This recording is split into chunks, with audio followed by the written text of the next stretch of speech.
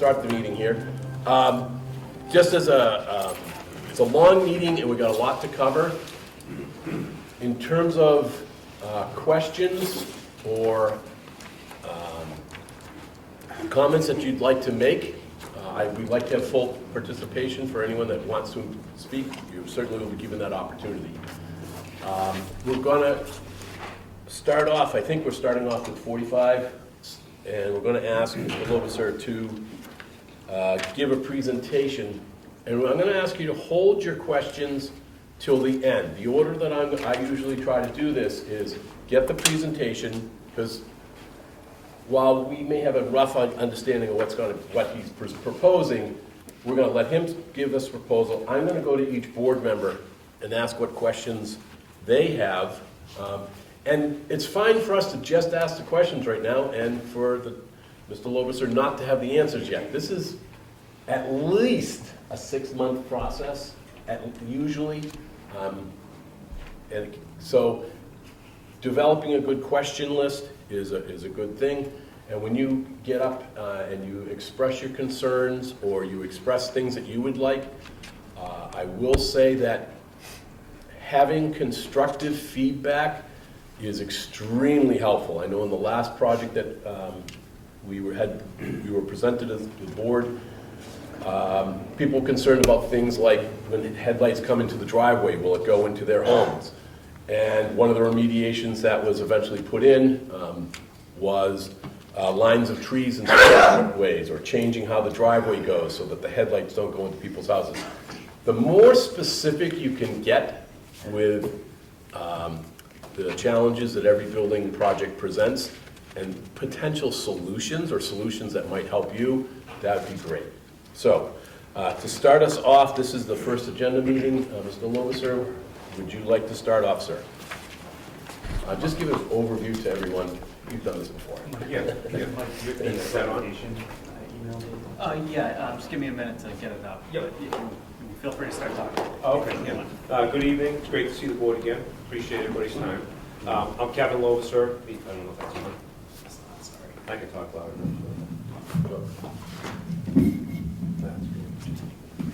I'm Kevin Lobiser, the owner and developer of the proposed property at 45 Milford Street. And with me tonight is Peter Lavoie from T&L Engineering and David Klein, who's an associate of mine, which I think the board knows pretty well. We're here tonight to present the new project proposed at 45 Milford Street. We initially purchased the property in June of 2024. And when we first bought the property, the intention was that we were going to be building a new physician's building there for Milford Regional Hospital. As many of you probably know, by the halfway, a little after, maybe a month or two after we purchased the property, UMass made the announcement that they were going to be taking over the hospital, and since that point they have halted all off-campus real estate transactions, so that kind of ended. When that happened, we spent probably almost about a year, David? Yeah. Really trying to work on some other commercial applications there. We actually worked and met with the Learning Center, self-storage, dental office, potentially even relocating the post office, a local restaurant, a hardware store, and even McDonald's, if you can believe that. But for one reason or another, those options just never came to fruition. And so at that point, we turned our attention to housing. And more specifically, the housing is the 27 for-sale townhomes that we're showing you tonight. Each of those units are going to be approximately 1,900 square feet, 3-bedroom, 3.5 bathrooms, an attached garage, open floor plans, of course, for today's day and age. There'll be a deck off the family room and patios at grade, so pretty nice project. 7 of those 27 units are going to be affordable at the 80% AMI, and the remaining 20 units will be able to offer a much more attainable pricing point for homeownership compared to what we have today with new standalone construction. One of the things that we wanted to point out is to reference the town of Upton's 2023 housing production plan. In that plan, they did a survey asking for the most desired housing types and what part of the population is in most need of increased housing options. The number one answer for both of those categories was first-time home buyers, and that smaller market rate for sale homes needed to be available in town. So we believe that that's what this project is doing. Excuse me. The production plan also recommended potentially doing more friendly 40B developments, believe it or not, to overcome outdated bylaws. While this project is technically not a friendly 40B, with our approach, and I think the board knows our approach, we'd like to hope that the board and the neighbors will view it as a friendly 40B. In fact, we've already met with most, if not all, of the direct abutters to the project, some of them on many occasions, and we've already adjusted our plans as a result of those meetings. For example, excuse me, we removed the unit behind 16 Brook Street because that neighbor asked if there was a way to not touch the buffer zone at all, and by removing a unit, we were able to keep all of the trees that were there. And we've also worked with Henderson's, for example, on fencing and landscaping and some different options that you'll see on the plan. The property is serviced with town water and sewer, and it's located just a short distance to the downtown and community facilities like this one. So that's kind of a rough overview of the project, and I'll let Peter explain more about the engineering. Thank you, sir. And just so you know, I really appreciate you meeting with the neighbors ahead of time. Yep. Mike, you go slide 6. Yep. Is that 3, 4, 5, 6? Yep. Okay, good evening. My name's Peter LeBoy. I work with T&L Design Group, and we're located in Milford, Mass. So we have this existing parcel right here that's outlined in red. It's basically 5.5 acres in size. There are 2 structures. There's one structure here and another structure here. Not anymore, but there was. It was, yeah. Access to the existing lot comes off of Milford Street, right at the intersection of Prospect Street. Right here, driveway comes in and it stops. There is a gravel driveway that goes out to Brook Street. Basically, the lot has a high point here. This all flows towards this wetland that was flagged in the front of the lot. And then a little portion of the lot flows out back towards Brook Street.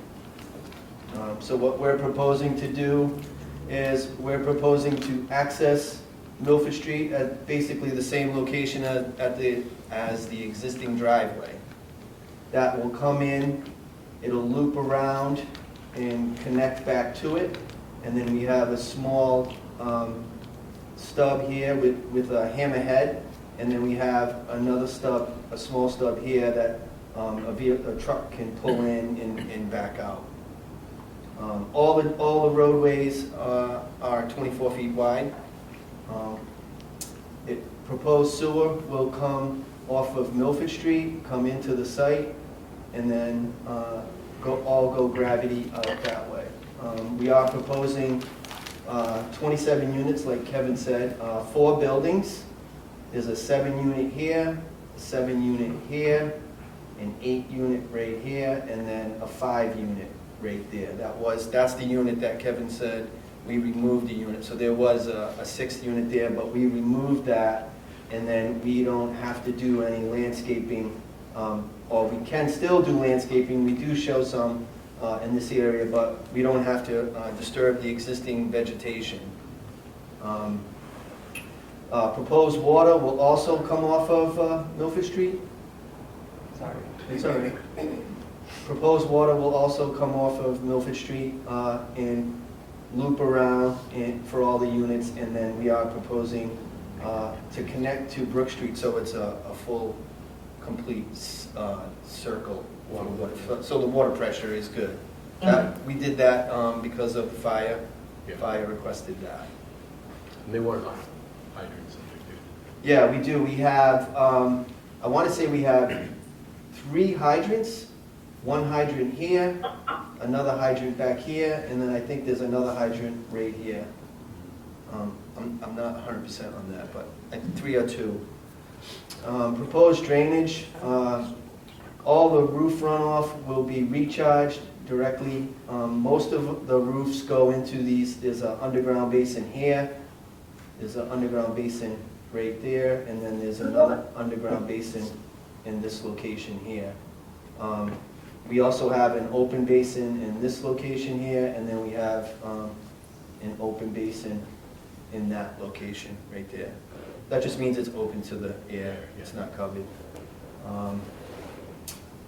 So the drainage was, I know drainage is always a big concern. Drainage was designed following mass standards, and also we used NOAA 14, which is the higher rainfall events, for our design. We're not increasing any runoff to the abutting neighbors or this wetland here. Those were the two interest points that I had.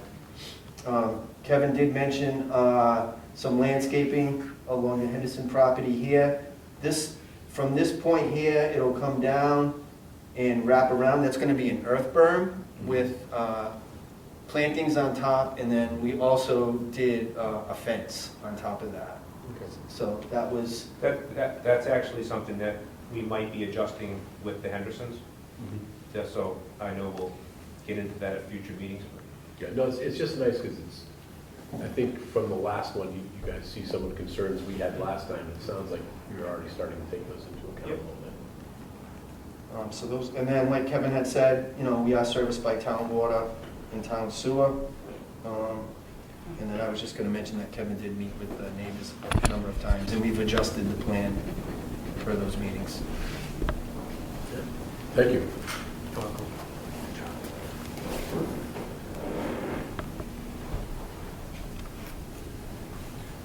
Okay,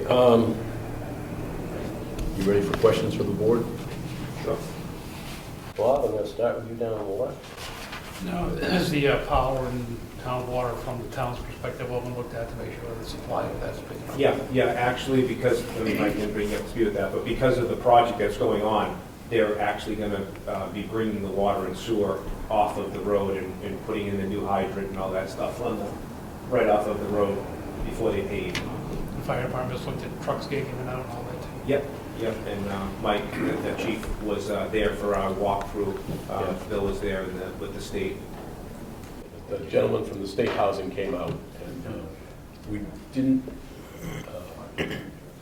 have to post it as a ZBA because there wasn't more than one member there.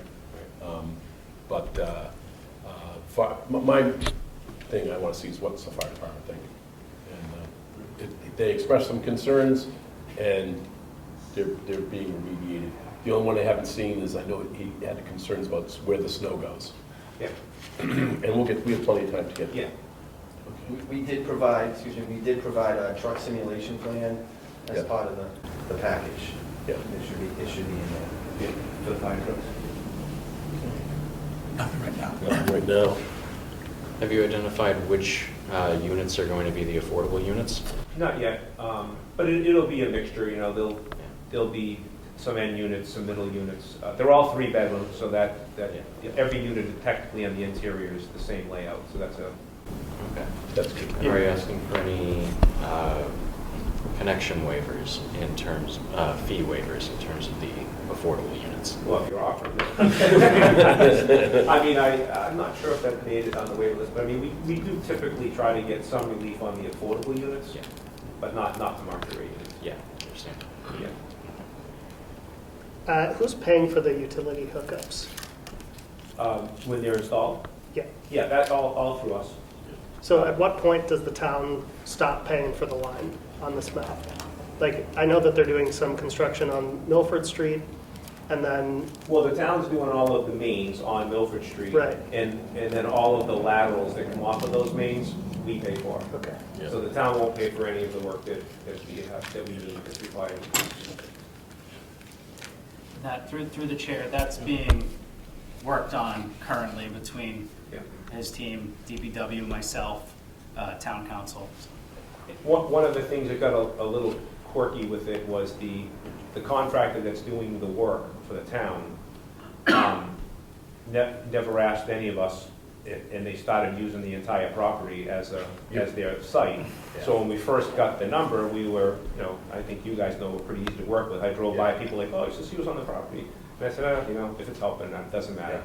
But then we got a full price for the job. So I said, Yeah. hey, whoa, you're gonna be there for a year and a half, maybe you can help us a little bit. So he's a very decent guy to us, so he's working something out and getting it to us and Dennis, I believe, in the next couple of days. Great. Yeah, you're helping them out, and they are taking full use of that. Oh, yeah, yeah. I don't myself don't have any questions yet. I want to see what the public thinks. Are you guys okay, sufficient where I can open it up? Sure. Mr. Chairman, can I Yep, just ask a general question to everybody? yep. I don't know, Go for it. I was obviously late, I was over at Town Hall. I guess I just want a sense of who's in the audience and would like an explanation as to what 40B is, what a comprehensive permit is. Oh, you know what? Yeah. Because it's Yeah. different from from the rest of the items on Thank you, your Fred. I agenda. didn't say what that was, so I apologize. You're right. 40B is a law in Massachusetts that's over 50 years old, and it's an affordable housing. And what it allows a developer to do is to streamline the process. Instead of going before every single board individually, they just have to come for one permit through this board, called the comprehensive permit. It does save the developer a lot of time. The funny thing is the first thing we do is we put out to all the boards and say, what are your concerns? What are your questions? What do you want us to do? Because in all honesty, people like planning board have a lot of expertise. This does not affect like sewer. You've got to have a good sewer connection, it doesn't matter.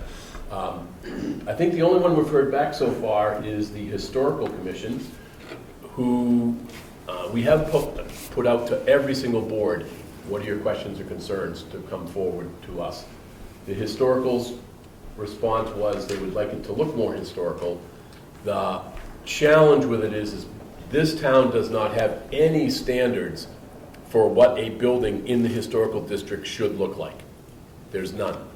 And the state does not allow us to put any extra rules on this development, because it's 40B, that we wouldn't have for any other development.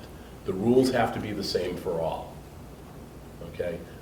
This is a long process, so I'm glad that you chimed in on what that is. The challenge for everyone here is we like to work with the developer and the neighbors to find out what are the common grounds, what can we do to make things work a little smoother. The challenge is the one person at that meeting on the walkthrough was the state housing person, and the state housing has the final say. Even if we as a board decide, nope, we don't like this project, we're not going to go forward with it, Mr. Loberser could appeal to the state, and the state had a very positive reaction to the current proposal. But like anything else, it's a process. We've worked with Mr. Loberser before, and we're going to try to make this the best process and the best product. Is there anything I missed? Yeah, I would just like to add that a waiver list was mentioned. Yeah. I did receive a waiver list. I don't know if I've disseminated that yet or not, but you'll get that. Yep. As we know, it changes over the course of the reviews and stuff. So I'll get that out and to everybody and get it posted. All of the information regarding this application is on the zoning board webpage. So it's on the top left, so 45 Milford Street, comprehensive permit is what it says. And so you can click on that, and that's where we will be uploading any and all documents relative to this application, because it'll likely go several meetings. Otherwise, I'll try to also, as the meetings come, put new information that the board is receiving for those meetings, specifically in the meeting materials link. So if you familiarize yourselves with the zoning board webpage and how we upload the information, go ahead and take a look at it. As always, you can always reach out to me. I'm Mike Antonellis, Director of Land Use and Inspection Services. So you can reach out to me over at Town Hall. My assistant planner, Lauren Graham, Helena Pittner, works in our office as well. So you can reach out to any of us with any questions you have throughout the process or about anything really. About the waiver list, there are going to be a number, and I haven't reviewed it completely yet, but I imagine there are going to be a number of requested waivers that are in the form of like typically a variance, right? It's something's going to be too close to a setback. I don't know if that's actually the case right now, but you know, a building's going to be too close to a property line, or you know, this, that, the other, things that don't comply with your zoning bylaw. There will also be things that request waivers from, I'm imagining, Conservation Commission's local jurisdiction over wetlands, things like that, so that people can expect that. That is all allowable under this comprehensive permit process. That is a process, as you mentioned, Mr. Chairman, that is given to us by the state. So it's under state law, they can do that. And we are here to review those waivers, Right. decide on them, grant them, offer other suggestions through the peer review. I don't know if it was mentioned that we've engaged in peer review consultants by Stantec to do engineering review on the civil engineering, as well as stormwater Traffic. and traffic. So I'll just leave it for that. I know that was a lot, but No, we probably want to hear from. No, it's good to hear from you, and for those, Mike has a super important job in that as we change the plan, develop the plan, Kevin comes up with, say Mr. Henderson has a concern about privacy, and the two of them come to an agreement, yeah, we're gonna put this earthwork thing in with fencing and with trees. All that needs to be memorialized or written down so that when we go through this process, should we get to the point where we have an agreement and we issue a permit, that has to be written down. That has to be part of the agreement, so that those things have to get done. And the final permits will not be given until those are done. Fortunately, in the past, we haven't had that issues with this particular developer. Things have been positive, but we're gonna make sure everything gets written down. So bring your specific constructive feedback, it helps. Bill, yeah, I just wanted to add to Mike, I guess, if there's people that don't understand 40B, when I mentioned about our approach, that we like to think it's more of a friendly 40B style, and I think you guys knew from the last time we went through this process, at any time if something gets too complicated or we can't really work through some details in this setting, we have had many work sessions in private rooms, you know, with us, with the plans. People can sit down, talk to us, you know, let us know their questions, or if they're trying to get specific information on the plan, so we're always available for that as well. But anything that would come out of a meeting like that, just so you know, has to come to a public meeting. You'll never see more than one of us ever together talking about anything. We have to keep, any discussion, any of us have to be in public if it's on this particular thing. But you have to have working groups. Particularly Stantec is the engineering firm that we hire, and we just give Stantec permission. Look, there's engineering that needs to be done. Maybe they don't agree on how the water is flowing off the project or something. We tell the engineer, go work with the team, and then Stantec will come back to us. It's great. We hire an engineer to hound Kevin, and Kevin ends up having to pay for it. Which I think I just signed that contract today. I did. Okay. All right. I'd like to open it up to the people because you guys came here tonight for a reason. Try to be really specific on what your concerns are and to keep things moving. If someone else says something that is exactly what yours wanted to say, just use this hand gesture. That way it's faster. We as the board can see that there's a consensus in the audience. And it saves everyone from having to go up individually one at a time. If someone says something and half the group here says, you know, is like this, we all know that you feel the same way. So I'm going to open it up, and if you're shy tonight, we're going to be here for 6 months. So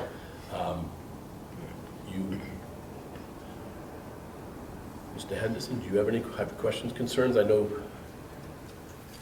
Or you want to wait? What would you like? This property is not in a historical district. The zoning stops just before this property for historic zoning. Okay, thank you. Well, and also to clarify, we don't have historic zoning. Right. It's a state thing, not a town thing. And as you were mentioning earlier, we don't have design guidelines that would govern that historic district. Yeah, Yes. the district is listed on the state and national registers. We don't have a historic district bylaw, so we don't have any requirements related to, historic structure. Having Other just than built demolition. Historic district Yeah. zoning. This property is not in the historic district zoning. Well, we don't even have historic district zoning. I thought we voted that. I think you voted and it didn't pass. Oh, it didn't. Correct. Okay. I know it was up and it was stopped just prior to this. I just built in the historic district and I'd have to go through anything. Okay, good. My fault. No, it's no fault at all. It's, when you see the signs up there, it's a little confusing. Anyone else have any questions or concerns that you want to start off with? If not, I'm going to move right along, because come on up. Do us, yes you do, and you have to state your name and who you are, because Mike's trying to take notes over there. Hi, I'm Ann Swazo. I live at 36 Milford Street, which is across the street, but not quite within the 300 feet of the project. And my concern are the wetland resources that are all around us and the storm water. We have a issue down there. We're at the bottom of that big hill. Traffic, I know, I mentioned to you, we're going to come back to that. The study was done while they're doing construction, so everybody's stopped at the top of the hill. I live at the bottom of the hill, so nobody goes 30 by my house. So yeah, it's stormwater, wetland resources at your butter, number 41. There used to be a pond there. I'm just wondering, it's a dense project that you're doing, so I'm just wondering what the impacts are going to be. That's all. Yeah, thank you. Just And so, I did send some pictures just because I was hoping not to have to get up and speak. there you go. So just so everyone knows, we'll probably spend a good chunk of one whole meeting just on stormwater. Last time, I think we did spend the whole day on meeting on traffic. We try to break it into nice little chunks. Just as a ground rule, our normal position as a board, and I think it's the law anyways, no more water can flow off a property after the development than is currently flowing off the property. We run into this on other projects too. It can be the same, but it can't ever be more. So that would be one thing we're going to be like a hound on, and our engineers will also be on it. Yes, Can I ma'am. just say one more thing? Also with Governor's Landing up at the top of the hill, I mean, It's going to be really interesting because, I don't know if what's going to happen with that in terms of, both traffic and with the stormwater. The stormwater shouldn't, hopefully won't be an issue. If you drive up, one great place for people to go is where Bob lives on William Street that goes up over to Grafton, and you look at the condos up there. All along the street, you see empty pond after empty pond after empty pond. They're basically just retention ponds that don't have any water in them. And when you get that 100-year storm, they're supposed to fill up and then drain slowly. But if you want to see what a modern system looks like, go up William Street, and you can kind of see that. They're all in the right there. Phil, there was also a problem with the culvert that's right in front of our property, and you know that, right? And we had worked with the state. The state actually has taken some of our property because that's part of the DOT project there. So they're actually rebuilding that whole culvert, Good. and they went into going onto our property to help take care of that. So I think That might help. hopefully they'll take care of Yeah. an existing issue. But I 100%, we're going to spend a whole night on it. And just on traffic, we ended up delaying the traffic count, or when we counted, we wanted to make sure it was done the winter when there was less construction going on, but also school was back in session. So like you said, we'll do a whole kind of meeting on traffic, but we were mindful on trying to pick the date. I know there's construction that's going on for, it'll probably go on till the fall there, but we did try to pick the best date for get an accurate traffic count. Yeah, that road right now is just terrible. I hate going up that hill. It's terrible. Any other questions or concerns tonight? Come on up, sir. Hello, is this better? Perfect. Okay. Jamie Jancola, I live at 55 Milford Street, so right up the road. Yes, the road's terrible. Couple of questions, some of them are selfish. Let's start with, did you mention that there'll be sort of a walkway to Brook Street? If somebody to... No. Okay, what's the, that's just a... The water, thin- the water line. Oh, that's what I see as the green little sliver up there is the water line? I'm not sure what that actually is, but that just. Yeah, so there's a blue line right here Showing the water. that just shows, well, this is all grass.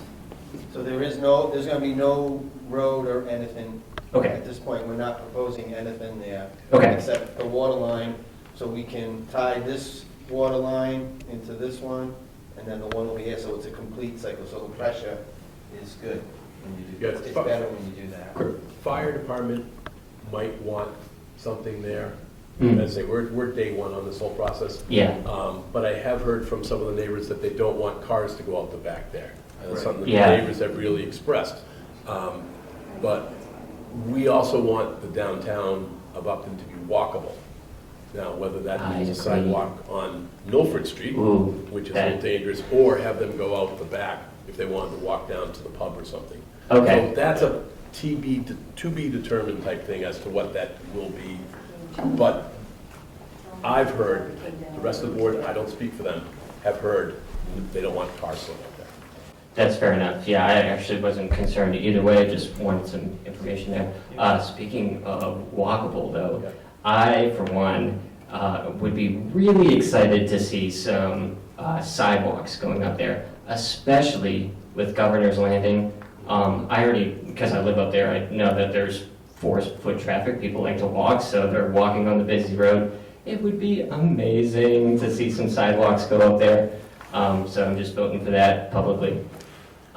Cool. The other thing, I actually have a mailbox right next to the 45 mailbox. Right here. Yeah. Am I gonna need to move that, you think? I mean, I wouldn't really care, but we have to talk to the postmaster. That's what I was gonna say, yeah. Because talk we to the won't, post we office. will, we Okay. will not have a mailbox here. We'll have a mailbox system that'll be inside the project. Right, yeah, okay, Yeah. all right. We're not gonna take your mailbox down. We'll just figure out what the postmaster wants to do. All right, perfect. Take your life in your hands. I can't believe it's still up with those guys doing that work. Yeah, plowing, Yeah, that, they actually made me put the mailbox right there. At the time, they didn't let me put it right by my house, but that's changed. Yeah. But, okay, great, so appreciate it if you didn't take it down.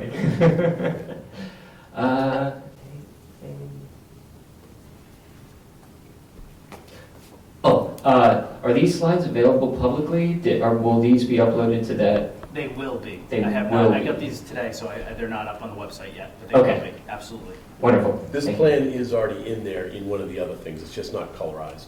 Okay, It is there though. okay, because it's really nice and I like the color. And There you I'm gonna steal it as soon as it's up there. Thank you. Thank you. Yeah, I think you bring up a good point with the possibility of walkability through this property, if the developer's open to that. Yeah. Mr. Henderson. How we doing? Good, good. Who's got the pointer? I appear.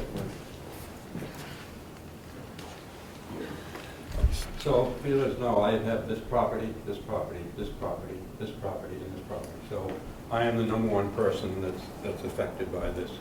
In talking to the neighbors, the number one issue is not to allow people to walk through there. We have a dead-end street, we have Piccadilly Street, we have 27 children in that neighborhood. And you would drastically change that, because people would be coming through there with dogs, they'd be walking up and down the street, they'd be all over the place. I think you owe it to the people that are here today and live there and have had a quiet life so far. This is general business. You're going from general business to zone, I think it's B, right? Zone B. We're doing away with the 50-foot setbacks. We're doing away with everything in this. So the neighborhood, you don't see many neighbors here tonight, but if somebody proposes that they put a walkway through there, I will guarantee you'll have 50 people at these meetings, and that'll be a game changer for all of us. So keep that in mind. Okay. We should be. There'll also some discussion as to sidewalk on Milford Street itself, at least we can't make Kevin run it up the whole street, No. but that little corner from his road to the end of his property there, which is probably like, what, 40 feet, we might ask him to. I don't know what the board's gonna happen, but the property next to him might be developed, and if you could get a piece of sidewalk there and a piece of sidewalk there and. Bill, I know it's hard to see on that plan, but we Yeah. already proposed that we would build that part. Well, Mass DOT is, Yeah. that's part of the reconstruction of this road. There's gonna be There's sidewalk. gonna be for a that. sidewalk on our side of the street. How far is it gonna go up, do you know? 'Cause I hadn't don't seen it. remember, I can check, but they're also reconstructing all the drainage in that intersection Yeah, as part of the culvert project. yeah, So Mass DOT's already taken care of the drainage problem at the bottom of that hill. good. I'm glad to hear that. So I hear this talk about sidewalks. We haven't extended sidewalks. Maybe, the only time we did is on Pleasant Street to New Regional in 40 years. Now. High we're- Street, Huh? High Yeah, that's Street. right, that was a federal, we didn't do that, that was, state. that was federal, but we have other places that need sidewalk. If you're gonna take town money, you need to connect a sidewalk from Pratt Pond to School Street, shot there. You need to do Maple Ave, we know we've done that.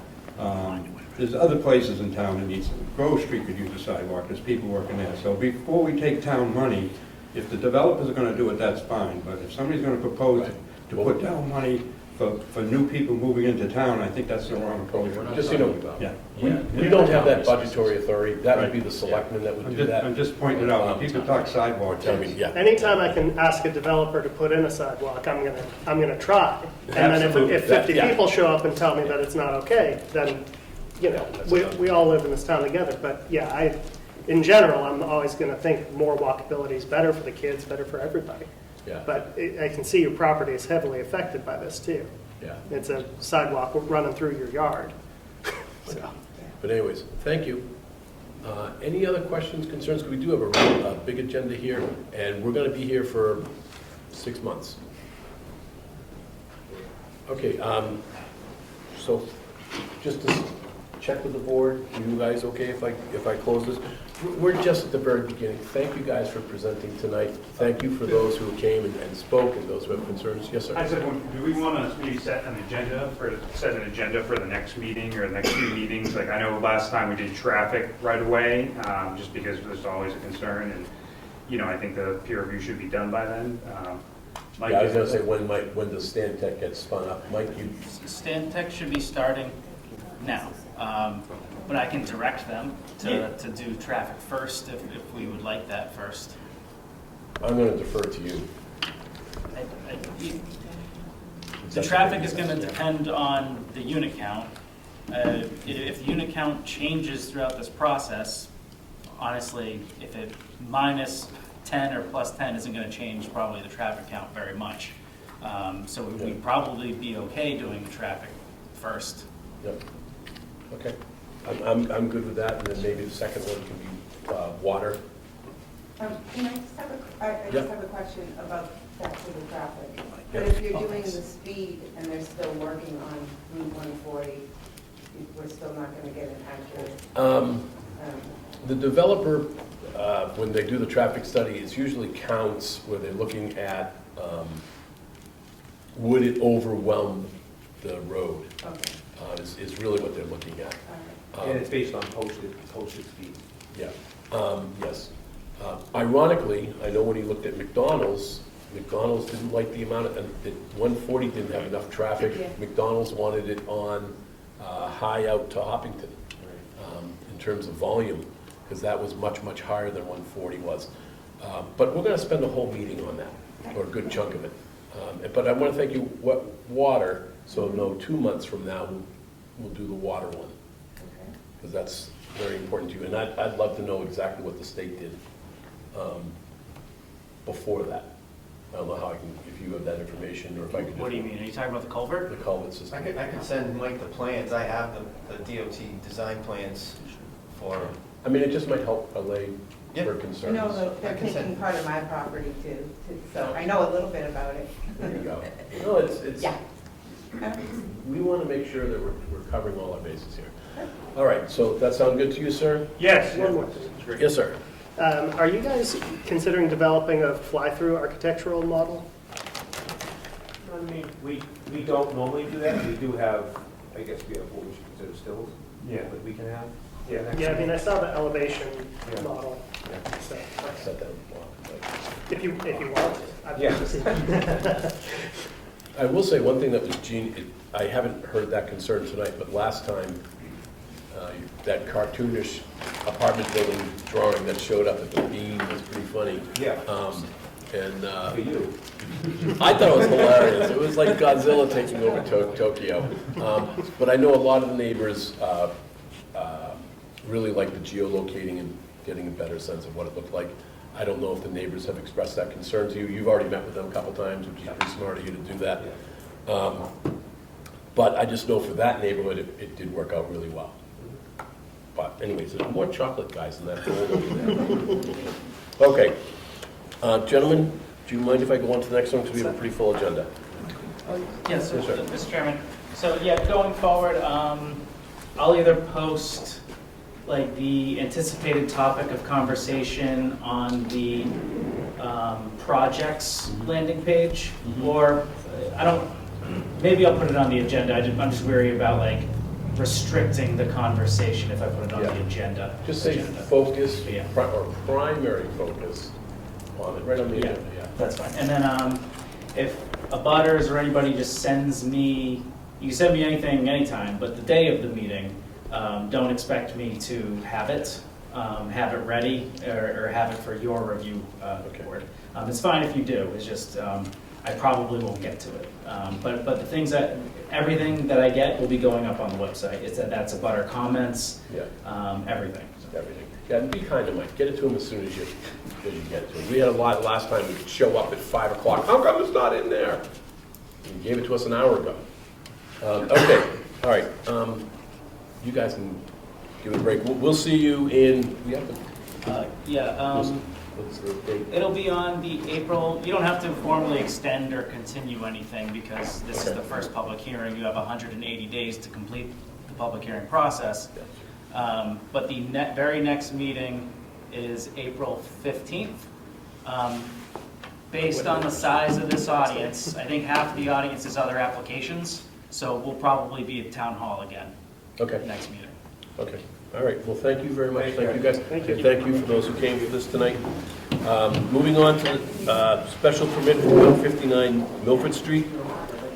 This is Adam Thompson requesting a special permit for light manufacturing to move an existing furniture repair business to this location.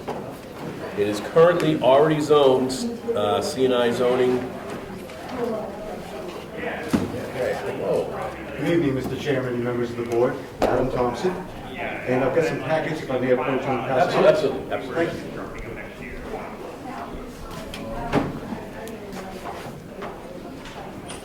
I'm Ken, the owner. Okay. Ken, he owned the property and he came along to support any questions you may have that I do not know the answers to. Okay, thank you very much. Thank you. Thank you, sir. Thanks. Gets a little lonely up here. Oh, my goodness. We can walk up on it. Okay. Is that enough for all? All right.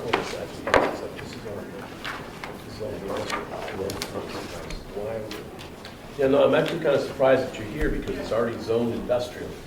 And it's like, yeah. Sure, I'm here to follow procedures and do it the right way, sir. Okay, I like that. In that zone, it's contrary to what you would think, but light manufacturing requires a special permit for this board. We're here to keep the paperwork flowing. Okay, sir, go for it. Well, really, we're requesting permission to move a pre-existing furniture repair business to the location of 159 Milton Street in Upton. There's 2 buildings at that property. We're looking to move to the smaller one, just to the left. And you'll see that in some of the attached paperwork. And now I've included a lot of information for you this evening. I believe some is already known to the town and some may be new to you, so here to answer questions as you may have.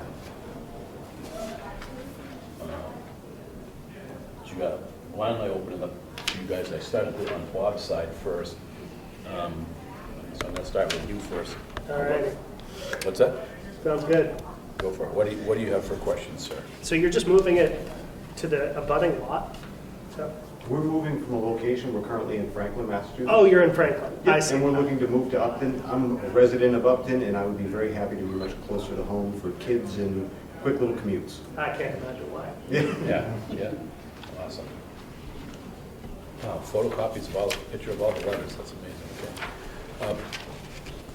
I don't have any concerns. Okay. How about you, sir? I mean, I'm assuming this isn't a high volume business where a lot of people are coming and going. No, actually, We can hope so. get a lot of Well, I traffic. mean, I It's a hope good you have a lot question. of customers, but yeah. not a lot of Most cars. of our customers, it's furniture, so we Yeah. pick up and deliver. Yeah. We do have clients that have, let's say, a small side chair, which is probably the most common thing I see come in. Those people were happy to save the transportation fee Yeah. and bring the chair. We make it a scheduled appointment to ensure that the proper staff member or myself is there to address any questions the client may have. We get, for reference, we get some weeks, no clients at all that show up, and another week I might see 2 or 3 in a week. Okay. I do reserve Saturdays, I often work a Saturday, and that's an opportunity for clients that have a work job themselves. They come and see me on the weekend to pick up, work with them on how a project's coming along, keep them involved. What sort of equipment do you use in the shop? We have really basic woodworking tools, few power tools, table saw, bandsaw, stationary sander. Pneumatic sanders are a big thing that we use a lot. A lot of it's reliant on the skill of the people there. It's not a trade that's changed a lot over the years, so really it's experience that matters. You've never seen it all, but if you've seen something similar, you can rely on the coworker next to you. It makes achieving the project much more doable. Reupholstery also, or just out of curiosity? We do a little bit of upholstery. I hire it through a third-party service. Years ago, Classic Furniture did have a full-time upholsterer. That's a bit of a dying art these days. She was old enough to retire, and we didn't keep that portion of the business open after that. So I have a local designer, who's actually someone that's an Upton resident, that helps with our upholstery. So I'll bring her some cushions. She does them. I mark them up a little bit and we send them to the clients. Spray booth, or are you using like... The majority of our product is Mohawk products. Now, you may not be familiar with that specific vendor. It's a lot of aerosol cans. We have had a spray booth in the past. Yeah. At this point, I'm not necessarily looking to put the spray booth in. I'm hoping for more of a quick process today, and should I decide to bring the spray booth in, that's something I would bring in front of the town as a separate issue. Okay. Yeah, we just like to see if, if it's not latex or whatever, If you're gonna have one, we want to have the ability to look at it and make sure the proper filters are and things like that. Absolutely. There's a lot of specs that go into that.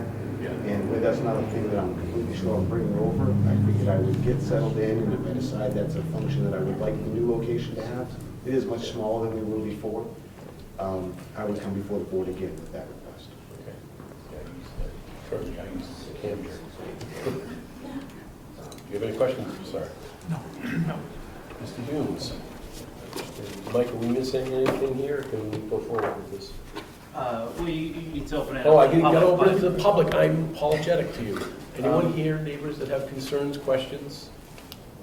The only thing in addition I was going to mention is that initial notices went out with Yes, sir. the town hall location, and then we got 4 other applications immediately after that, and decided that Move it over here. we need the third. So another set of notifications went out noting the correct location. So it's just an administrative thing to clear up. That information is included in the package. Okay. No, I would say, let the board make the decision. Are you guys ready for a motion? Yeah. You want to do the motion guide tonight? Oh, Did we open it? Maybe just I nobody wanted to asked speak. and I didn't see anyone raise their hand, and I know what the whole back row is here for, so. Okay. Okay. I'll move to approve the application by Adam Thomas for 159 Milford Street for a special permit light manufacturing pursuant to section 300-3.1 to move the existing furniture repair business to the location in Upton. I'll second that. All members in favor, say aye. Bob, all right. Bill Andrews, aye. Eric Russell, aye. Gabe Young, aye. Welcome aboard. Thank you, gentlemen. Thank you for your due diligence on all this. Next steps for me, then. There's a potential 20-day appeal period, I think, if it's the same as all the other stuff. But basically, just touch base with Mike in the building department, if you need any building permits, whatever. But I don't think they would need it, since the building's already pre-existing. Yeah, we're going to be pulling a permit soon for replacing the deck, small deck on the side of the building. I believe we're getting a survey done soon. That's all we're waiting on. It's close to the property line, that's why. It's, within 10 feet or so. We share the property line with the abutting neighbor there. It's an easement. So that's all that we're getting into there, structurally or anything. It's just adding a deck, ADA compliance and stuff. I mean, through the chair, that should be fine. I can't imagine the building commissioner will hold up a building permit for a deck for a special permit approval or application. The next step, as you mentioned, I just have to generate the legal document of the decision that you just made. And I will be reaching, either myself or Lena, actually it'll probably be me because Lena's out. We'll be reaching out to you with that document to let you know that it is available for you to come get from the town clerk's office. And you will take that document and record it at the registry of deeds. That's the final action that certifies the vote here that says. And registry of deeds local, sir? It's in Worcester, on Front Street in So for Worcester County registry. Exactly. Canada. Yep.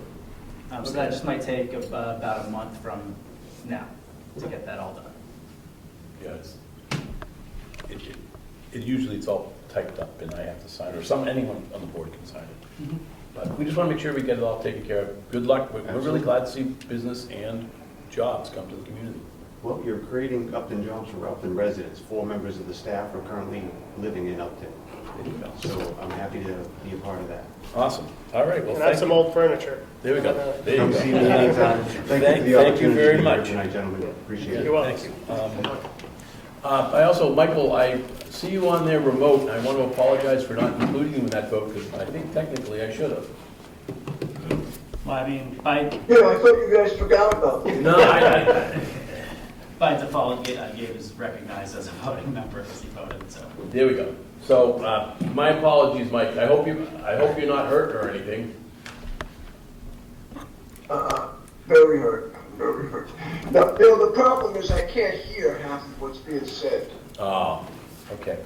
I'm sorry. The sound system is really jangled. I'll try to yell louder.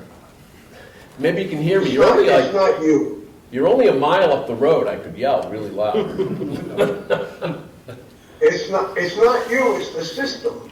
Okay.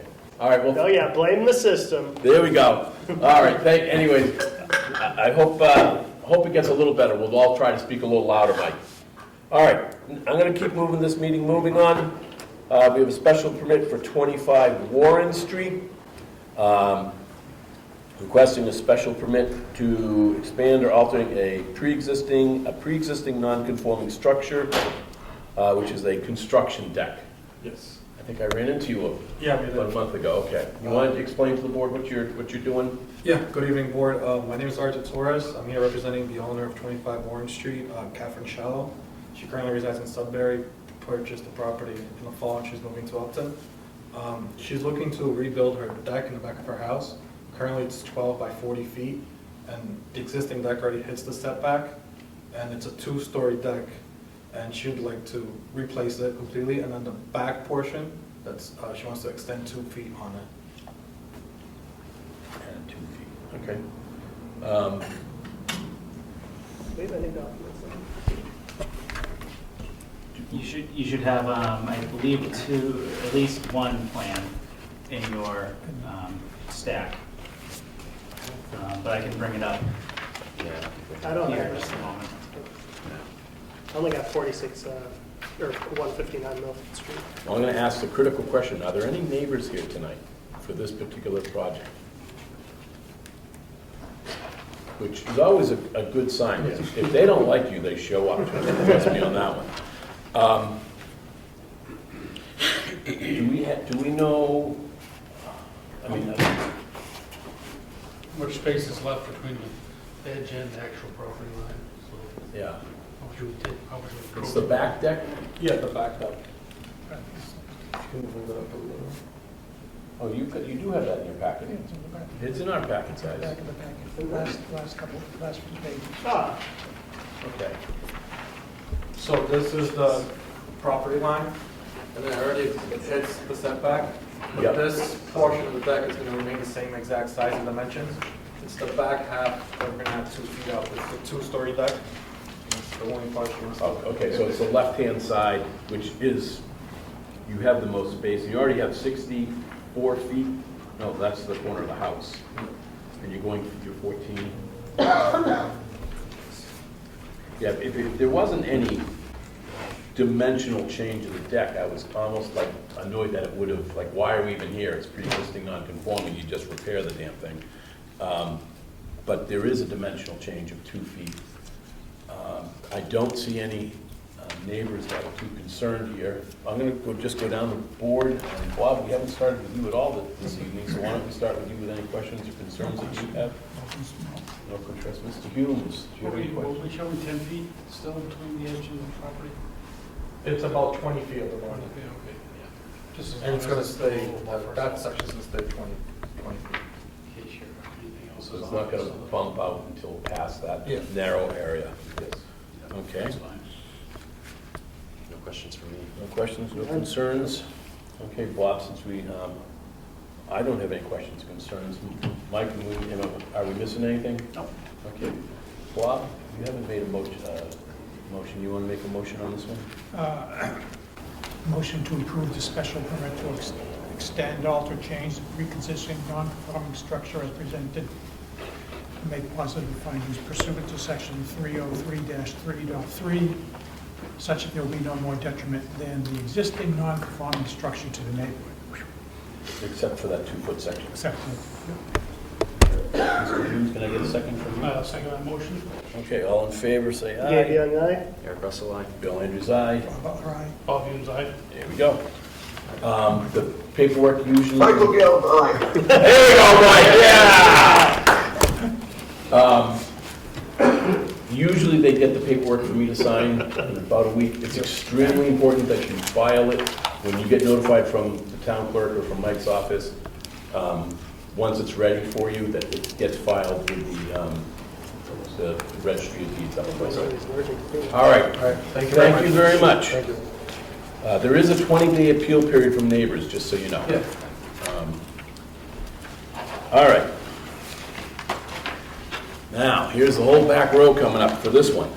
And Mike, I was going to recluse myself, but my lawyer here tells me that if it's a town board to town board thing, I don't have to. He actually recently had to give a legal opinion on this recently. And I would have assumed because you have no financial interest in any of it, that is good enough as well. I'm happy to learn something new every day. And Eric has always been that font of wisdom, and I respect him tremendously. Fortunately for you folks, this has been, or much of this has been at town meeting. It's been voted on at town meeting. It's also been voted on at 2.5. But you want to give an overview of what you're doing and why you're here for a variance. Thank you.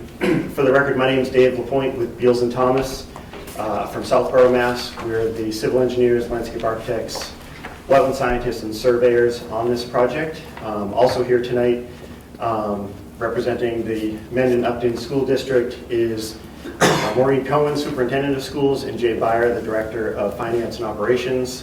Also here tonight is Devin Howe, Civil Engineer with Beals & Thomas, and there are other members of the project team, I believe, participating remotely, particularly Melissa Boynton from Habib & Associates, the architect that's involved with the project. So just to give you a little bit of an overview, I'm sure you're all familiar with the high school property, but just to orient you all, on this image here is the Nipmuc High School property, which is located on Pleasant Street, which essentially runs across the top of the page there. It's across the street from the Blackstone Valley Technical School, which you could just see some of their parking creeping into the photo. at the top. The DPW facility is to the left of the page, and then the residential properties on Henry's Path on the right side of the property in this image.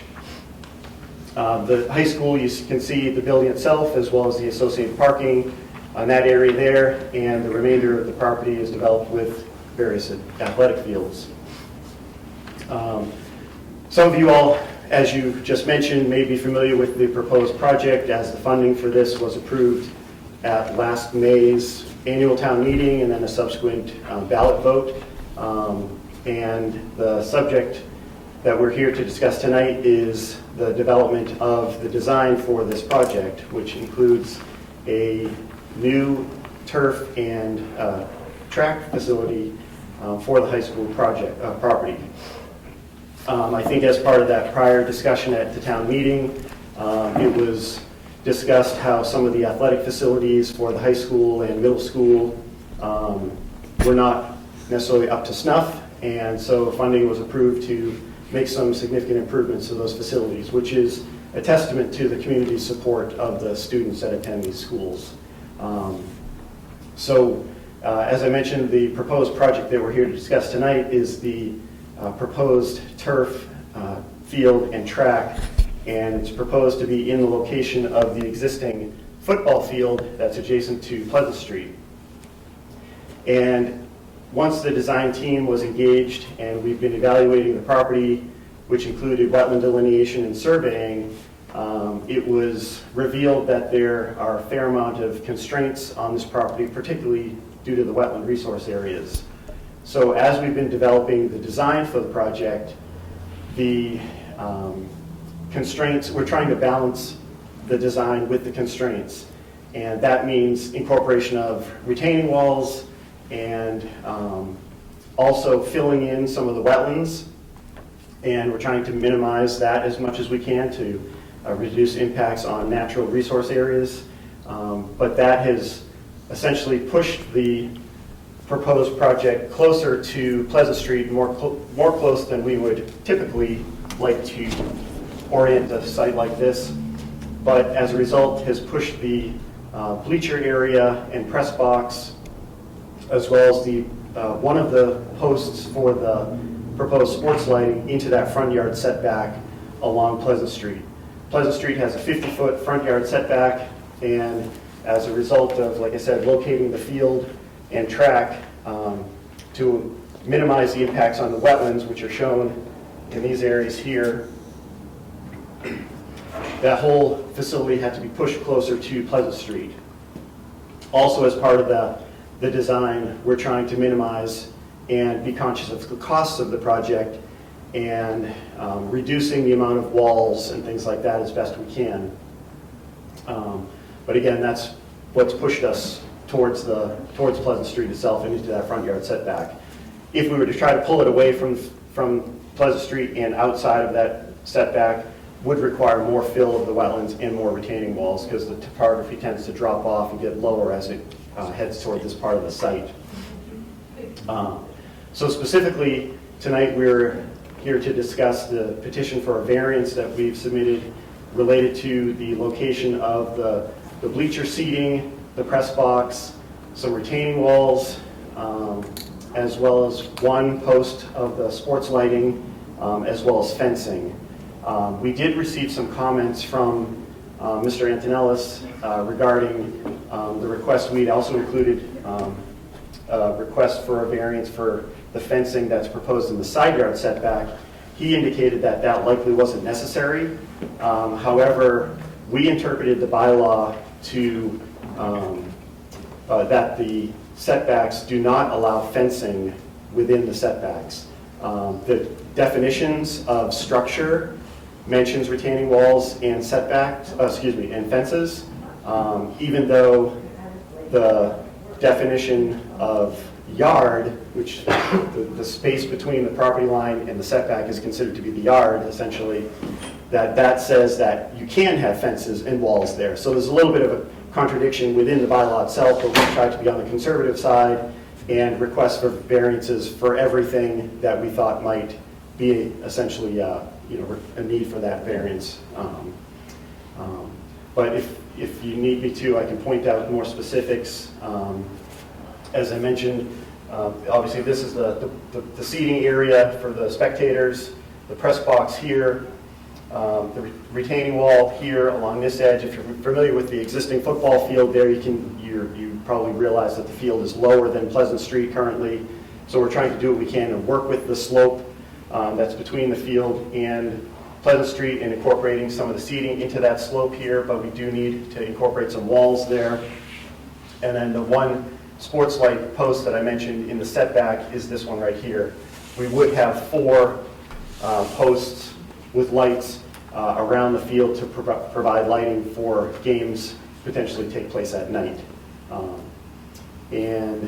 So essentially the hardship here related to variance criteria is the fact that the lot shape as well as the topography is what's kind of putting us in this position where we can't fit this project on the property without some relief from the bylaw, and that's why we're here requesting the variances. So, happy to answer any questions that you may have or go into any more detail if you need any more explanation. I would just throw in 2 points of a track team that doesn't have a track. Exactly. The other challenge, and it actually works out, is the press box actually needs to be handicap accessible. And because it's such a drop from the street down to where the field is, the press box is actually up higher to where the street level is. In the plan, you might notice that there's a ramp basically right into the press box that makes it handicap accessible. Do you still need a handicap? Are you still looking for a handicap parking spot up there? But if it's in there, I just wanted to make sure it's in there, that didn't get forgotten. Yeah. If you tour the facility, though, there's a tremendous amount of wetlands back there. And it's shoehorned in, is what it is. It's very shoehorned in. I'm going to go through the board members first and then open it up. I think there's a couple neighbors that might have some questions or concerns. I think I started, we'll start down here with you. My main concern is traffic accidents. There's not a there's not a lot of curb on this road. And I mean, I like the proposal because I feel like having half the tracks lumping into the wetlands is not a good idea either. But have we considered any traffic bollards or any sort of traffic protection for the stands or for people on the track? I mean, that's my main concern. At this point, we hadn't included anything like that. Again, the track is going to be essentially about the level of the existing field. The new track and field will be about that same elevation. There is some fencing that we have proposed along the backside between the bleachers and press box and the road itself. We do want to be able to kind of close down the facility and not just let anybody get in there at any time when they want to. So there would be fencing surrounding it. But as far as any other guardrails or bollards or things like that, we haven't incorporated that yet, but it's something that we could look into. It would, yeah. I think that if you've got people up on raised platforms like this, yeah. I don't know if anybody else. This all, I believe, and correct me if I'm wrong, I believe this is all going to be behind that current black fence. We're not moving that black fence, the current fence, or are we moving that fence? It would be essentially behind where that fence is, yes. So it's behind yes. So we're not where that black fence is already. This is all further away from the road. Correct. Whether that existing fence remains is to be determined, but yes, it would be further into the site from where that fence is now. We're talking about the width of the sidewalk, though.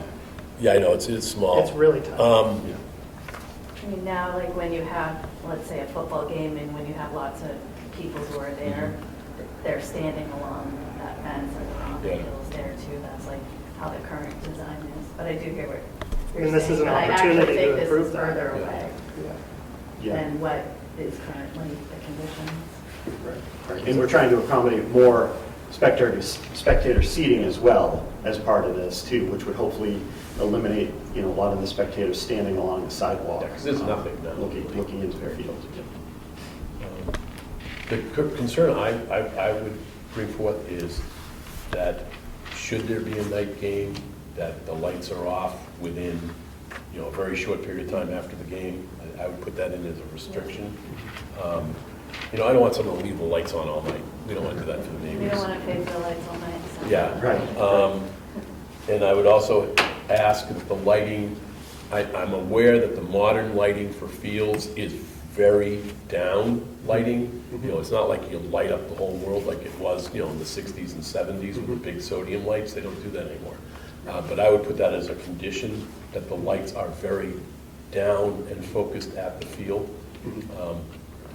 Is there such thing as dark sky compliance for these types of lights? I mean, You're in Massachusetts, you know, if you were in Arizona, they would be very concerned about it, but have you looked at BVT across the street? But it's just something that we would want to make sure that the lighting is all down lighting, focused on the field, and then that there'd be a time limit. You know, you don't want a night game going to midnight. But that would be my concern. Bob? Oh, sorry, did I miss you, or? No, my concern really is the traffic, the proximity to the road there. If there's any sort of mitigation that can be put in, I think that would be good. Could we ask the DPW to run it? Mike, can we ask the DPW to put a guardrail there? For at least, you know, like... You certainly could ask, but I don't know what the answer will be. Yeah. So that's something I can approach DPW about. Do we have an idea of what the distance to the road is from the bleachers? Distance to the road from the bleachers is...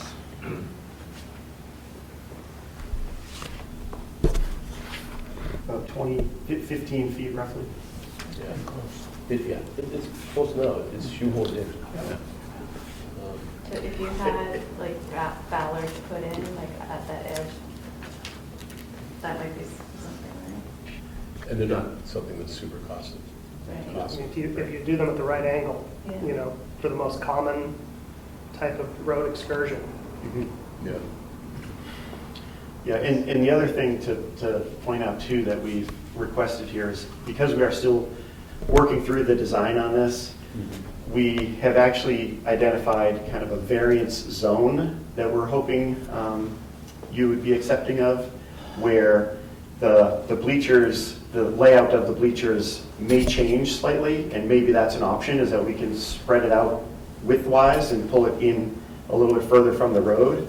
And that's why we incorporated that variance zones without having to be kind of locked into a specific single distance from the property line or things like that, and give us a little bit of flexibility as we kind of refine this design. Again, still trying to weigh the costs of the project with the functionality of it. Yeah. What is the structure like for the bleachers and the press box? So the bleachers, as we're showing it right now, like I said, we're trying to work with the existing slope that's there. Traditionally, you might think of building I would refer to it as like a bunker, where you're building retaining walls only to then put a prefabricated aluminum set of bleachers there, where in our case, what we're proposing currently, and again, it's still to be determined, but we're working with the slope and basically kind of terracing the slope and making seating areas as part of the slope. There's a couple of other schools that we're familiar with that have a very similar seating arrangement. I believe Medfield High School has a similar terraced seating arrangement like that, as well as there's a school, it's a private school up in North Andover, has, again, very similar, where the terraces are basically constructed by retaining walls, but then level areas for you to sit on and whatnot. Very similar to a bleacher condition, but just not with that prefabricated aluminum structure. If you're going to have a retaining wall behind the bleacher, like as part of your stepping, can you have the last row go up an extra 2 feet? A little higher. The wall go up an extra 2 feet? Then you get a solid stone wall or concrete. Yep.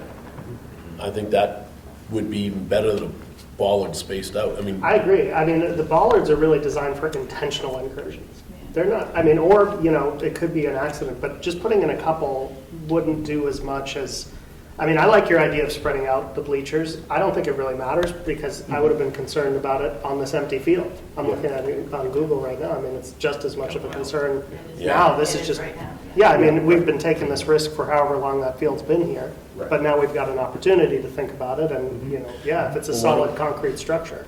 Why don't we put in a condition that either bollards or this Guardrail. some sort of either be a guardrail or, I mean, it's a school, so they never want to spend money. And I don't want to delay the project either, because I think this is. But we can put a condition in there that some sort of safety device, whether it be the wall, the retaining wall comes up an extra couple feet, or a bollard, or a guardrail.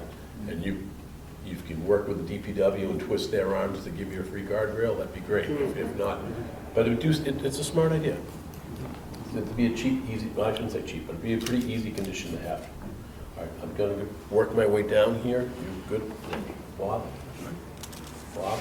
Yeah, my concern was going to be the same. A couple of reasons. One is because you have that wider road.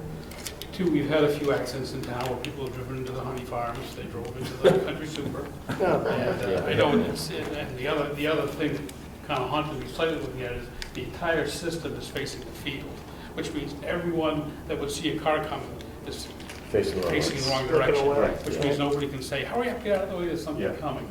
So I just picture that it won't be tomorrow, maybe 10, 20 years from now, but some person in the wrong state of mind will cell phone or something themselves off the edge of that. And the thought of using maybe as Jersey barriers, even if you did it initially and then did something different, and they're pretty stout. And maybe you could paint them school colors or put an image on it that would be impressed, you know, wouldn't be just a cement ball, but to at least make it safety for that one time that somebody goes, Yeah, couldn't it be my part of the cell phone, fence? and then, you know, that's what I thought of even before we got here tonight, so. Yeah. I definitely think we want to have some sort of condition that they're doing one of these things, give them the options, and be flexible. I mean, I've seen Jersey barriers built with chain link fences. Like, Yeah. you know, into Yeah, I the mean, you fence. could paint them or something. I just think it's cheaper to deal with it now. Yeah, okay. I want to, I want to make sure everyone gets their questions in, but I also wanted to open up, I didn't know if any of you guys are neighbors, if you had any questions or concerns. Yeah. Yes, sir. Speak nice and loud, please, yes.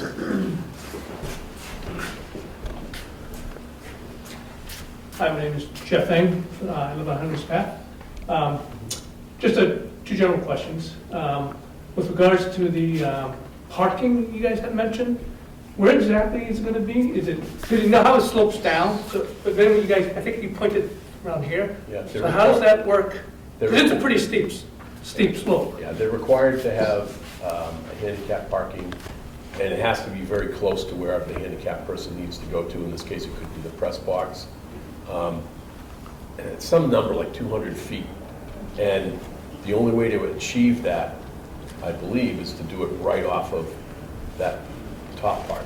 Yeah, the parking was mentioned that's potentially to be located in this area here would be dedicated specifically for who's ever working in the press box that is mobility impaired, that would need to use an accessible parking space.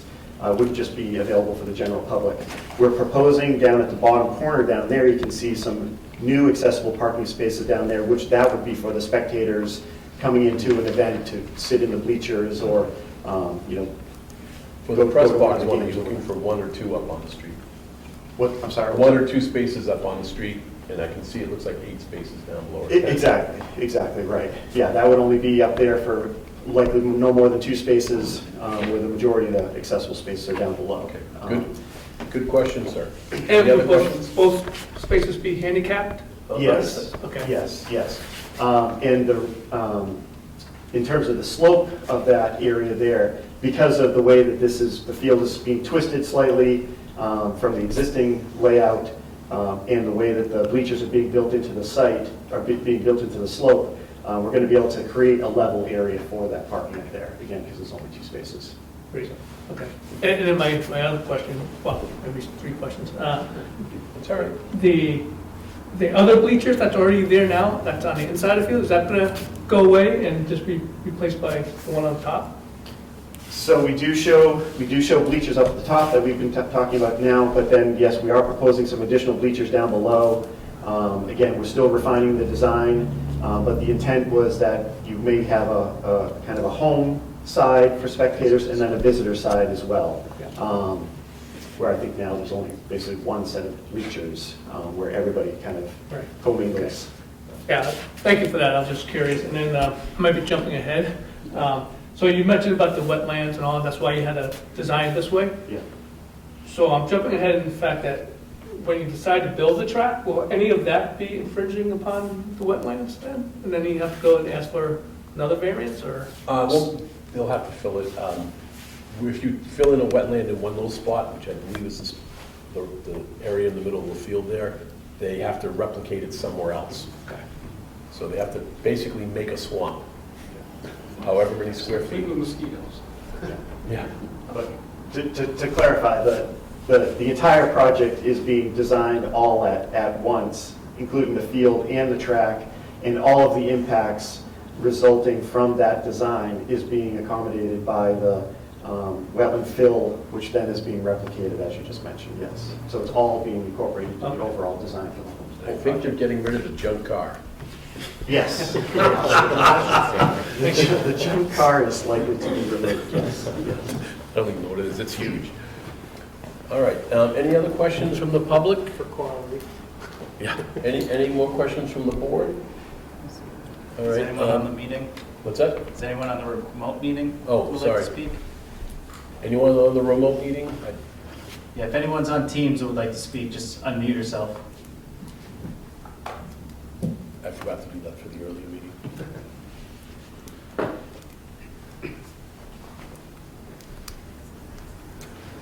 Okay, Eric, I'm going to ask you to make this one, because... All right. Mr. Chair, before you make a motion. Yep. The one issue I wanted to point out that I discussed with the building commissioner, apologies if it was mentioned, I missed it. I don't believe we need a variance for this side, because there's no structures or anything that would require a variance being proposed for this side. Definitely, obviously, up here with the press box and the bleachers. I think he wanted to throw the fence in just in case. Yeah, so... Unless it's going to be 7 feet or over.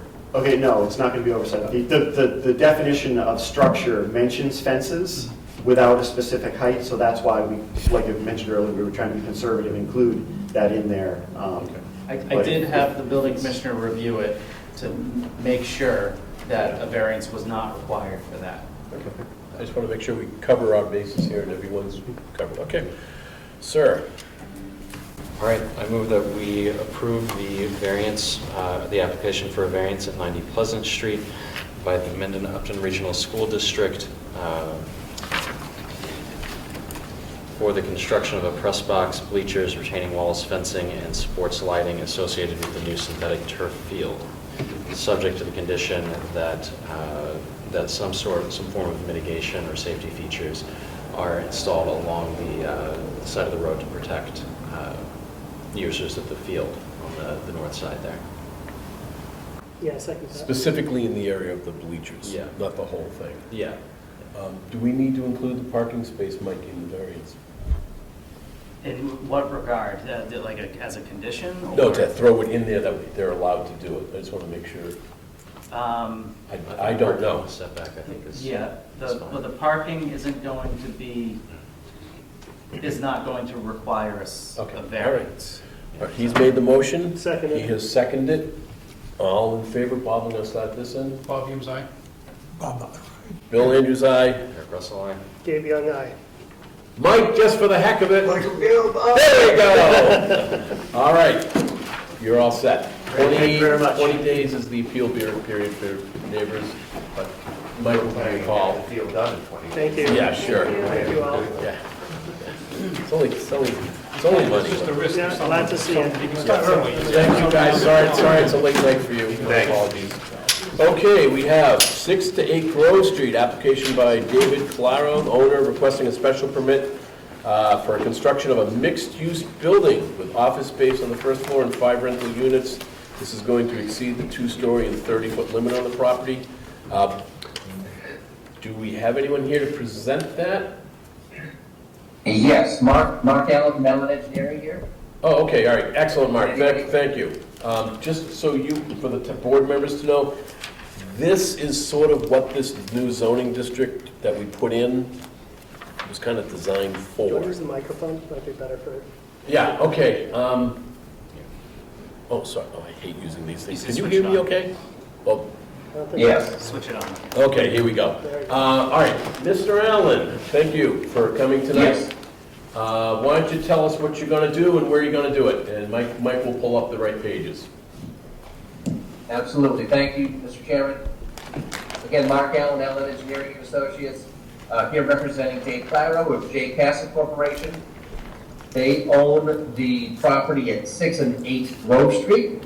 The property is currently improved with the Rushford and Sons Brewery, as well as a couple of outbuildings, one of which is a home. The project before you tonight resides in the Upton Center Business District, and what the proposal is going to be for is to demolish the existing home and outbuildings and build a new 3-story, 37.5-foot multi-use building and leave the Rushford and Sons Brewery as is. So the specific relief we're looking for tonight is to go to a 3-story structure that is 37.5 feet tall. That is needs a special permit through your board that is under section 304.2D. And I believe Michael's going to bring up our site plan. We have also submitted architectural plans. The applicant and owner, Dave Claro, has gone to extensive architectural sort of studies to match the neighboring architecture.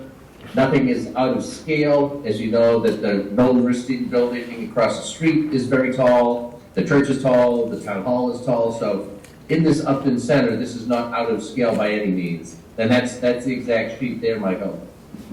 That shows the 37.5 ground to roof height. So the use of the building is going to be such that the bottom floor is going to be office space, and the top 2 floors are going to be residences, apartment rentals. So with that, I'll open it up to any questions that the board may have. My first thought is it's going to be about the same height as the new, as the new apartments that Kevin's putting in. Aren't those 3 stories also? Yes. Yeah. Yeah. I do believe that this zone was allowed to go up to 50 feet with a special permit. Yeah, This is 5 that- stories and 50 feet. It could be a 5-story building, is allowed with a special permit in this particular zone. But so this is 37 feet. I think the historical people will like how you designed it. When you said it was going to match the building, I was thinking the Rushford building with the industrial tin wall. So I'm glad you're not matching that. Yeah, it's beautiful. It's very Now, nice. more of the Milton Ristine building. Okay, I'm going to start at this end this time and open it to the board and then to any neighbors. Bob, you want to make any comments, questions? Not really super related, but the sewer system is there on that Grove Street area? Already, okay, yeah, that was my only concern. Town sewer. Town sewer. Yeah, there is town sewer there. We'll be utilizing the same connection that there's today. For me, I think this is exactly the sort of development that the town was hoping for when we rezoned it. I mean, literally, we were asking for commercial on the bottom floor with apartments above, and it looks like you've actually designed a building that looks quite nice. So, Eric, questions, concerns? No questions. Did you propose this with a tenant in mind for the commercial space? No. No, definitely not. They do not have any tenants for the first floor as of yet. Through the chair, Mark, just be aware, as Mike Antonellis, just be aware, as I'm sure you know, depending on that tenant, whoever it ends up being, the use may swing your parking requirements Yes. that you have on site. So just be mindful of that. That's about it. Yep. Understood. Okay, I'd like to open it up to the public that's out on the works. So if you want to, if anyone has any questions or concerns, we want to make sure we hear those. Just mute yourself.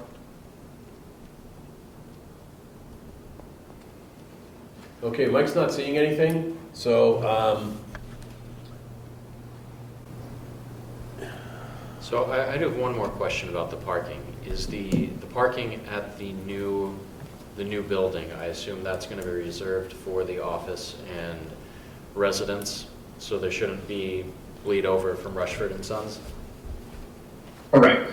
Okay. Yeah, as you may know, this abuts the town property that is being considered for a new parking area. So yeah, that Rushford and Sons is sort of on the same parcel, but is working in conjunction with the footbridge over the Center Brook and the additional parking area that's being done by the town. Okay. Will there be any parking behind the building? No, in an effort to keep it far away as possible from the resource areas, we are demolishing the existing structures closest to the river and putting everything out front. Okay, all right, I can see the parking out front now. That's a lot of spaces too. And you're reconfiguring the parking in front of Rushford and Sons as well? Correct. Yeah, so we have an application in front of the planning board as well as the conservation right now. So this is the third local board that we're in front of. We've had it peer reviewed by DGT Associates, and they did point out that this height and special permit is part of the process. So we sort of paused the conservation and planning board permits so as to come before your board to make sure that we have our ducks in a row moving forward with the other two boards. Your architectural designs are so nice. I'm curious about the finishes that you guys are thinking. That's not CBA. I know it's not. It's not CBA. I'm going to say that's not authority, CBA. but I'm curious about it. I can ask Jay Tullio for you. He's a very good designer. Yeah, it looks nice. Yeah, I'm just glad to see investment downtown. This is two potential businesses that have come into town tonight. That's a good thing for us. Yeah, Mr. Chairman, you're reviewing the height tonight, obviously, but I believe there is going to be more parking spaces, Mark, correct me if I'm wrong, for the brewery as a part of the redesign for that parking in front of the brewery? Yes. Yeah. Yes. Plus, obviously, the parking, the new parking lot, essentially, I'll call it, because they're reconfiguring the parking. That new parking that will exist in front of the newly proposed structure. So the only issue we're dealing with tonight is height? Correct. Okay, all right. Yeah. That's pretty straightforward. Looks good. Okay, all right. You want to make a I've motion? already made one. Oh, you did? Yeah, I made the first one. I know, but... You want me to make more? Well, we can make... Has Mr. Humes, you made a motion tonight? Nope. Oh, let's give it to Mr. Humes then. Mr. Humes, you want to make a motion? Okay, I make a motion, if I do this correctly, to grant a special permit for 6th Street, Grove Street, for the height of the new building to be installed on that parcel of land. Second. Okay, vote of the board. Bob Hughes, aye? Ron Butler, aye. Bill Andrews, aye. Eric Russell, aye. KB on aye. Michael! Michael Gill, aye. This is gonna... Excellent. Okay, the best part is this will really screw up Michael when he goes to write the notes as to who actually is the voting members for this. All right, thank you, Mr. Allen, and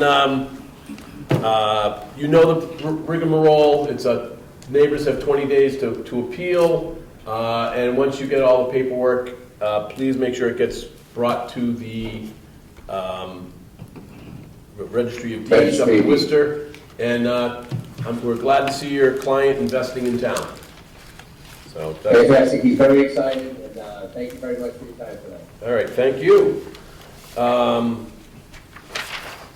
believe Mr. Chairman, that's it for Yeah, your wow. agenda tonight. The next item It's going to be withdrawn. was withdrawn administratively. It made its way onto the agenda, but it was ultimately withdrawn. I think we went out and advertised it a second time too, didn't we? We might have, we advertised it, but the notices did not go out. Okay. But so I would ask the board to make a motion to grant a leave to withdraw anyway. All right. So moved. So moved. Seconded? Seconded. All right. Gabe Young, aye. Eric Russell, aye. Bill Andrews, aye. Bob Butler, aye. Bob Hughes, aye. Michael? Michael Gelb, aye. There we go. Okay. I don't know if this is out of turn, but why did we, just for my own information, why did we need a variance for the height on this It's project? not, it's a special permit. It's a special permit? Yeah, I thought it the- was In this- rezoned. So It in was. this district, it says that the maximum height is 2 floors, but can go up to 3.5 or 50 feet by special permit. Oh, because it's by special. All right, Yeah. understood. Yeah, Yeah. you guys said that. Yeah, it's honestly the exact same issue we faced over at the house they built it too tall. Yeah. That was a disaster. Ironically, should you want to mention what they're talking about across from Imperial Gas? I don't think that will come to us as it was brought to you. Across from Imperial. Next to Oh. Lobus's? Potentially. No, I don't want to discuss that because it's not on the agenda. Okay. But we'll see if it actually comes to fruition. Yes, so something was proposed potentially, but it's not on the agenda. But then it also means that we can't talk about it until it's on the agenda, and we keep it all legal and good.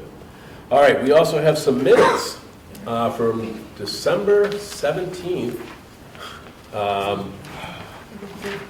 And I didn't see any problems with it. I'm just going to read through them real quick. Great, thanks. This whole thing? Okay, awesome. Appreciate it. I remember this. Yeah. Which, by the way, for the registry of deeds with my signature, that there was still some stupid thing they needed changed. Really? They still weren't happy with it. It got taken care of, but Oh, that still needs to be recorded. oops. Yeah. All right. It took so long to get a check from accounting that I got the check and I was like, what's this check for? Oh, God. It's amazing how much they charge to record stuff. I was surprised when I recorded something. I was like, ouch.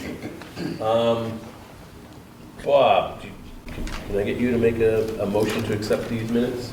Motion to accept the minute meetings of December 17th, 2025. Anybody a second? Awesome. There we go. It was Okay. second and third. Second and third, Gabe okay. Young, aye. Eric Russell, aye. Bill Andrews, aye. Bob Butler, aye. Bob Hughes, aye. Michael, Michael Gelb, aye. I hope you realize you're to our left. That's why I keep focusing to the left. I should point right at the camera. but- All right, there's one more very special motion I'm ready to receive. Mr. Humes. Make a motion to adjourn the meeting. Second that. Okay, Bob, before I do this, Mike, is there any other homework? Okay. Gabe Young, aye. Eric Russell, aye. Bill Andrews, aye. Bob Butler, aye. Bob Hughes, aye. There we go, we're adjourned.